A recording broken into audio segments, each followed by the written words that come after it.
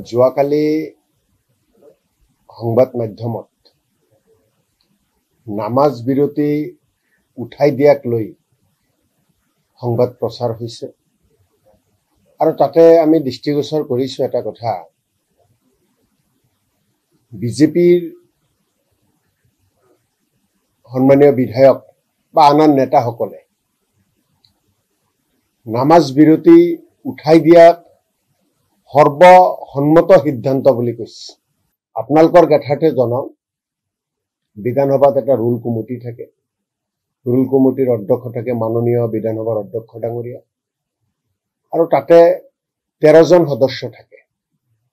আমাৰ কংগ্ৰেছ বিধায়িনী দলৰ 3 জন সদস্য তাতে থাকে আৰু ৰুল কমিটিৰ মিটিঙত পূৰ্বে এজেণ্ডা নিদিয়াকৈ এখন মিটিং পাতিছিল আৰু সেই মিটিঙত আমাৰ 2 জন বিধায়িনী দলৰ সদস্য আছে। তাৰ পিছত যেতিয়া এজেণ্ডাত নামাজ বিৰতি উঠাই দিব লাগে বুলি যেতিয়া আহিছিল আমাৰ সকলোৱে কৈছিল ইয়াক লৈ আৰু আলোচনা কৰিব লাগিব। আমাৰ সদস্য দুজনৰ কথাত গুৰুত্ব নিদি যেহেতু বিজেপি এজেপি ইউপিপিএল বিপিএফ তেওঁলোকৰ ৰুল কমিটিত সদস্যৰ সংখ্যা বেছি তেওঁলোকে সেই নিয়মটো কাৰ্যকৰী কৰে যে নামাজ বিৰতিটো উঠাই দিয়ে। আপোনালোকৰ জৰিয়তে এটা কথাই ক'ব বিচাৰিছো যে বিজেপি দলৰ পৰা বা চৰকাৰৰ ফালৰ পৰা সৰ্বসন্মত সিদ্ধান্ত বুলি যি কথা কৈছে এই কথাটো সত্য কথা নহয়। তাত আমাৰ দলৰ 2 জন সতীৰ্থই ৰুল কমিটিৰ 2 জন সদস্য যিসকল কংগ্ৰেছ দলৰ পৰা নিৰ্বাচিত হৈছে বিধায়ক হিচাপে তেওঁলোকে আপত্তি দৰ্শাইছিল আৰু ইয়াক লৈ আলোচনা বিচাৰিছিল। গতিকে আপোনালোকৰ জৰিয়তে অসমৰ ৰাইজক মই কথাখিনি জনালো। কালি দেখিছো ছ'চিয়েল মিডিয়াৰ পৰা আৰম্ভ কৰি সকলোতে মাননীয় মুখ্যমন্ত্ৰী ডাঙৰীয়াৰ পৰা আৰম্ভ কৰি বিজেপিৰ নেতাসকলে যেন এটা খুব ডাঙৰ কাম কৰিছে তেনেকুৱাভাৱে প্ৰচাৰ কৰিছে। ধৰ্ম হিন্দুই হওক ইছলামেই হওক খ্ৰীষ্টানেই হওক জৈনেই হওক বা কোনোবা বেলেগ বেলেগ যিসকল আছে সকলে নিজৰ নিজৰ ধৰ্ম পালন কৰিব লাগে আৰু মই ব্যক্তিগতভাৱে উপলব্ধি কৰোঁ যে সকলো মানুহেই বিভিন্ন ধৰ্মৰ মানুহে যেতিয়া ধৰ্মৰ লগত বেছি জড়িত হয় তেতিয়া সেই মানুহজন যথেষ্টখিনি সৎ হয়, বেয়া কামৰ পৰা দূৰত থাকে, নিচাযুক্তৰ পৰা দূৰত থাকে। গতিকে আমি সদায় বিভিন্ন মানুহক এটা কথাই ক'ব লাগে যে নিজৰ নিজৰ ধৰ্ম সকলোৱে ভালদৰে পালন কৰিব লাগে। সময়ত মন্দিৰত যাব লাগে, পূজা পাতল কৰিব লাগে, নামঘৰত যাব লাগে, সময়মতে যিটো নিয়ম নীতি মতে মছজিদত নিয়ম নীতি মতে গৈ নামাজ পঢ়িব লাগে বা ঘৰত কৰিব লাগে। মুঠতে ধৰ্মৰ লগত জড়িত কৰাটো প্ৰতিজন ধৰ্মৰ মানুহৰ দায়িত্ব আৰু কৰ্তব্য আৰু সকলোৱে যদি ধৰ্মৰ লগত জড়িত হৈ যায় দেখিব সমাজৰ পৰা বেয়া কামবোৰ আঁতৰি যায়।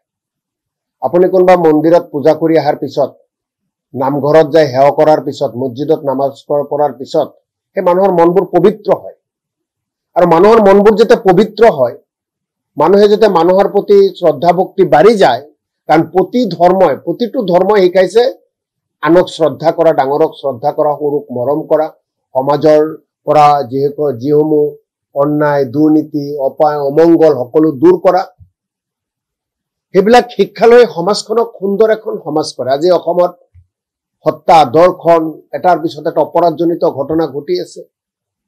কিমান মাক দেউতাকে বৃদ্ধাশ্ৰমত আছে, নিজৰ ল'ৰা ছোৱালী তেওঁলোকক ভালকৈ পোহপাল কৰা নাই। এই কথাবিলাক আমি বিভিন্ন লাইনে আইনৰ মাজেৰেও কৰিম, বিভিন্ন মাজেৰেও কৰিম। তাৰ মাজত যদি ধৰ্মৰ শিক্ষা বা ধৰ্মৰ লগত আমি সকলোৱে বেছিকৈ জড়িত হওঁ নিশ্চিতভাৱে বহু অপৰাধ অসমৰ পৰা কমি যাব।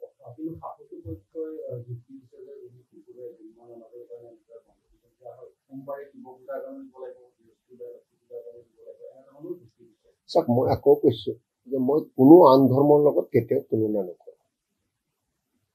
সকলো ধৰ্মৰ প্ৰতি শ্ৰদ্ধা ভক্তি সকলোৱে কৰিব লাগে। শুক্ৰবাৰৰ নামাজ বিৰতি দীৰ্ঘদিন ধৰি এই বিধানসভাত চলি আছে, দীঘলীয়া দিন। গতিকে তাৰপিছত শুক্ৰবাৰৰ নামাজ বিৰতি লৈ কি কাৰণে এইটো সিদ্ধান্ত ল'ব লগা হ'ল, এইটো হৈছে ডাঙৰ প্ৰশ্ন। গতিকে মই আকৌ কৈছো যে শুক্ৰবাৰে নামাজৰ বিৰতি বাদ দিছে, তাক লৈ মই আন ধৰ্মৰ লগত তুলনা কৰি যুক্তি নকৰোঁ। আন সকলো ধৰ্মৰ প্ৰতি বা বিভিন্ন যিখিনি আপুনি শিৱ পূজাই কৈছে বা আন ই কৈছে, সকলোৰ প্ৰতি শ্ৰদ্ধা ভক্তি আছে, সকলোৰ প্ৰতি শ্ৰদ্ধা ভক্তি আছে। এই যে বিতৰ্কৰ যে জাল পেলাই দিছে আমাৰ মাজত, আমাৰ সমাজখনত, সেই বিতৰ্কৰ জাল, এটা জাল বিজেপিৰ হাতত আছে, বিজেপিয়ে সেই জালবোৰ আন কাৰোবাক কাৰোবাক ভগাই দিছে। গতিকে মই এই অসম মাতৃৰ এজন সন্তান হিচাপে, এজন অসমীয়া হিচাপে এই বিতৰ্কৰ জালৰ মাজত মই সোমাব নিবিচাৰো। মই কেৱল মোৰ এটাই আহ্বান, আমাক শান্তিৰে ভাতৃত্ববোধেৰে এজন অসমীয়া হিচাপে আৰু আমি সকলোৱে অসমীয়া সমাজখন হিচাপে সকলোৱে যাতে জীয়াই থাকিব দিয়ে, তাত যাতে কোনো বিতৰ্ক নকৰে। মই আকৌ কৈছো, বিজেপিয়ে জাল পাতিছে, কাৰোবাক জাল দিছে, সেই জালত মই ভৰি নথওঁ। এই বৃহত্তৰ অসমীয়া জাতিত প্ৰতিজন অসমীয়াই নিজকে এজন গৌৰৱময়ী অসমীয়া হিচাপে, চাওক আপোনালোকৰ সংবাদ মাধ্যমত দেখিছো, 5 দিন বিধানসভাত বহিলো, সকলো বিধায়কৰ লগতে একেলগে বিভিন্ন কথা বাৰ্তাবোৰ পাতিলো। এনেকুৱা বিষয়সমূহলৈ আমাৰ মাজত কোনো আলোচনা হোৱা নাই। মোৰ মনে নকয় যে এনেকুৱা কাম আমাৰ বিধায়কসকলে কোনোবাই কৰিব, কাৰণ কংগ্ৰেছ দল, আমি আমাৰ হাইকমাণ্ডক বিশ্বাস কৰো। আমাৰ নেতা, সৰ্বভাৰতীয় কংগ্ৰেছৰ সভাপতি খাৰ্গে ডাঙৰীয়া, আমাৰ নেতা, ভাৰতবৰ্ষৰ নেতা, ভাৰতবৰ্ষৰ সকলোৰে আদৰৰ ৰাহুল গান্ধী ডাঙৰীয়াক সকলোৱে সন্মান কৰো, তেওঁৰ প্ৰতি সকলোৰে বিশ্বাস আছে। সোনিয়া গান্ধী ডাঙৰীয়াৰ প্ৰতি আমাৰ বিশ্বাস আছে, প্ৰিয়ংকা গান্ধী ডাঙৰীয়াৰ প্ৰতি বিশ্বাস আছে, অসমৰ তত্ত্বাৱধায়ক জিতেন্দ্ৰ সিং ডাঙৰীয়াৰ প্ৰতি সকলোৰে বিশ্বাস আছে। আৰু তেখেতসকলে যি ধৰণে কাম কৰিবলৈ দিছে বা যি পৰামৰ্শ দিছে, সেইমতে অসমৰ প্ৰতিজন কংগ্ৰেছীয়ে একেলগে হাতে হাত ধৰি কাম কৰি আছে। এতিয়া আমি বিসম্বাদ মুক্ত হিচাপে কংগ্ৰেছ দল কাম কৰি আছো, আৰু এনেকুৱা কথা বাৰ্তাবোৰ আমাৰ মাজত হ'ব নালাগে। আৰু মই একেবাৰে আকৌ কৈছো, এনেকুৱা কথা বাৰ্তাবোৰ সংবাদ মাধ্যমত চলি আছে, মই দেখা পাইছো, কিন্তু তেনেকুৱা পৰিৱেশ আমাৰ দলৰ মাজত মই দেখা নাই।